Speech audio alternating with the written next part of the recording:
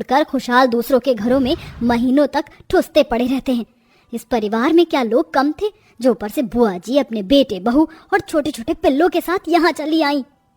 ये है जानवी, जो अपने ससुराल वालों से है काफी परेशान।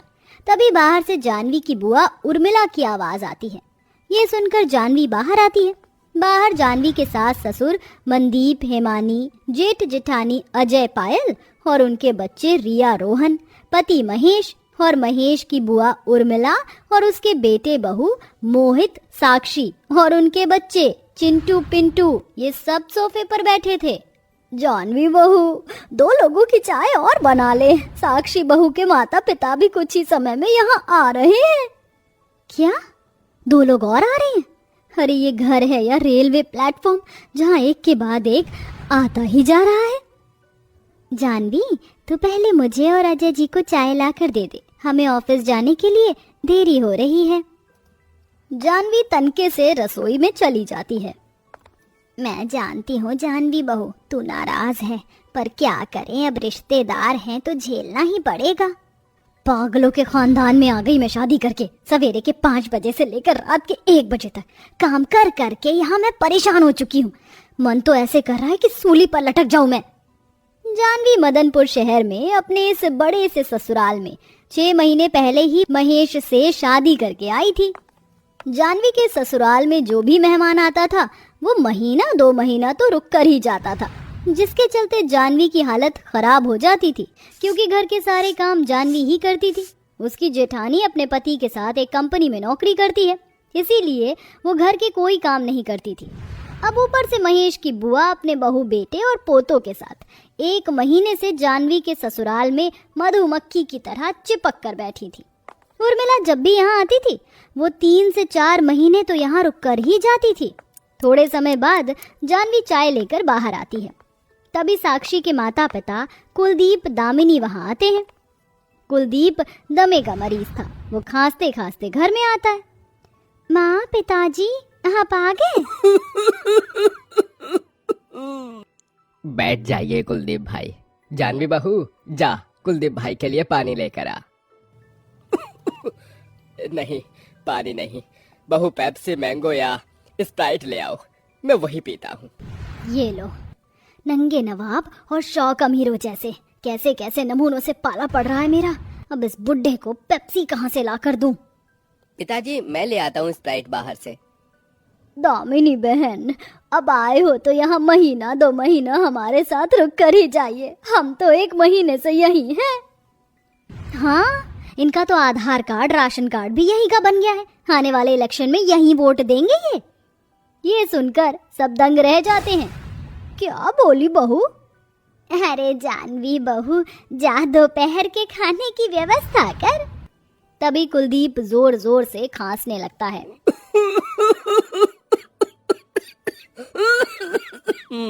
अरे इसे कोई दवाई पिला दो, वरना खांस खांस कर यहीं मर जाएगा ये।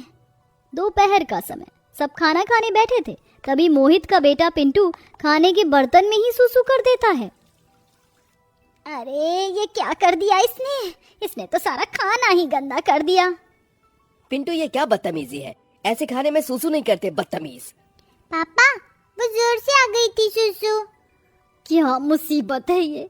कितनी मेहनत से मैंने खाना बनाया था, अब दोबारा से सबके लिए खाना बनाना पड़ेगा। तभी जानवी सारा खाना बाहर फेंककर दोबारा से रसोई में खाना बनाने चली जाती है। इसी तरह रात तक जानवी अपने ससुराल वालों और मेहमानों की खातिरदारी में लगी रहती है। रात के 12 बजे जानवी रसोई से बाहर आती है।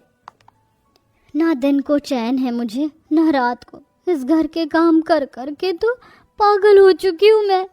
तभी जानवी अपनी जेठानी पायल के कमरे में आती है तो वहाँ पायल, हेमानी बैठे थे। जेठानी जी, मुझे पैसे दीजिए, घर का राशन खत्म हो चुका है। क्या जानवी, अभी 8 दिन पहले ही तो हमने घर में राशन भराया था ना, इतनी जल्दी राशन कैसे खत्म हो गया? आधा गांव जो आ गया हमारे घर में, राशन तो खत्म होगा ही ना। बुआ जी और ये सब लोग कितना खाते हैं।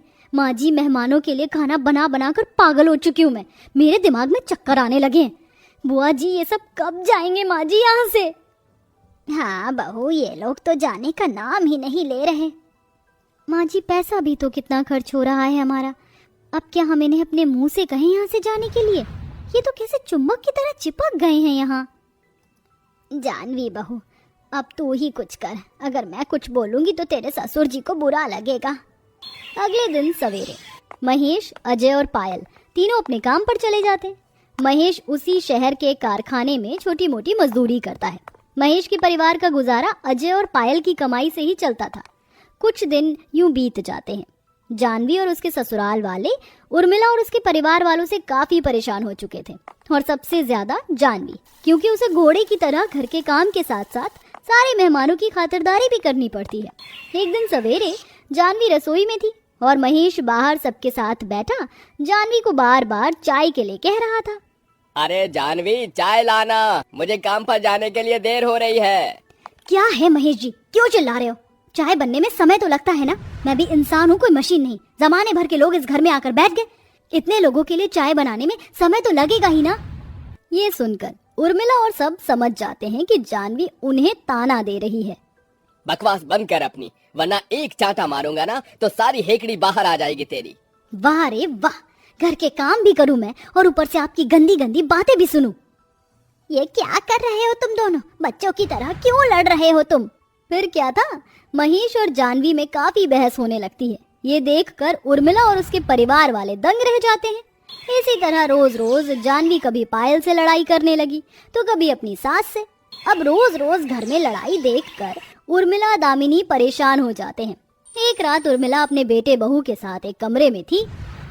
माँ जी, मुझे लगता है अब हमें यहाँ से अपने घर चले जाना चाहिए। आपने देखा ना, जानवी बहन और उनके परिवार वालों के बीच रोज रोज किसी ना किसी बात पर बहस हो रही है। हाँ माँ, साक्षी ठीक कह रही है। वैसे भी हम काफी दिनों से यहाँ हैं। अरे बेवकूफो, यहाँ रहने से हमें बढ़िया बढ़िया पकवान खाने को मिल रहे हैं, इतना आराम मिल रहा है। हम रहते हैं ना, और यहाँ वैसे भी अपने गांव में रखा ही क्या है। हमारे घर में तो न खाने को राशन है, न पास में पैसा है। पर माँ जी, ये लोग क्या सोच रहे होंगे हमारे बारे में कि कैसे हैं हम? इतना सब देखकर भी हम यहाँ से नहीं जा रहे। अरे लड़ाई उनकी चल रही है ना, तुम चिंता मत करो, हम 1-2 महीने और रहते हैं यहाँ। तभी सारी बातें बाहर खड़े हिमानी, पायल और जानवी सुन लेते हैं और वो तीनों जानवी के कमरे में आते हैं। माँ जी, ये बुआ जी तो कैसे जमकर बैठ गए यहाँ। ये तो यहाँ से जाने का नाम ही नहीं ले रहे। लगता है अब मुझे मनदीप जी से बात करनी ही होगी। हम रोज रोज इन लोगों के सामने लड़ाई का नाटक इसीलिए कर रहे थे कि ये सब यहाँ से चले जाएंगे, पर ये हैं कि जा ही नहीं रहे। बहुओं, जब मैं शादी करके इस घर में आई थी तब भी मेरे साथ यही सब होता था जो आज तुम्हारे साथ हो रहा है। लगता है अब मुझे ही कुछ करना होगा। अगले दिन दोपहर में जानवी जानबूझकर खाने में डिब्बा भरकर लाल मिर्च डाल देती है, जिसके बाद वो खाना खाकर उर्मिला, दामिनी और सबके होश उड़ जाते हैं। अरे बाप रे, पानी पानी लाओ जल्दी। अरे मेरा मुंह बहुत जल रहा है। पानी दो मुझे जल्दी। अरे जानवी बहू, तूने खाने में कितनी लाल मिर्च डाल दी? ये खाना कितना थिका हुआ हो गया। माफ करना ससुर जी, वो गलती से ज्यादा लाल मिर्च गिर गई मुझसे खाने में। सबका मुंह जलने लगता है और सब खाना खाए बिना ही अपने कमरे में चले जाते हैं। उसके बाद जानवी रोज रोज जानबूझकर खाने में ज्यादा लाल मिर्च डालने लगी, जिसके बाद कोई भी वो खाना नहीं खाता। कुछ दिन बाद उर्मिला अपने बेटे बहू के साथ कमरे में थी। माँ जी, अब तो इस घर में सही से खाना भी नहीं मिल पा रहा है। जानवी बहन खाना कितना तीखा बना रही हैं। अगर हम ऐसे ही रोज रोज भूखे रहे तो हम तो मर जाएंगे माँ जी। हाँ बहू, ठीक कहा तूने, हम कल सवेरे ही अपने गांव चले जाएंगे। उसके बाद अगले दिन उर्मिला, दामिनी अपने अपने परिवार के साथ वहां से चले जाते हैं। आखिरकार ये लोग चले ही गए। वाह जानवी बहू, क्या दिमाग लगाया तूने इन्हें भगाने का।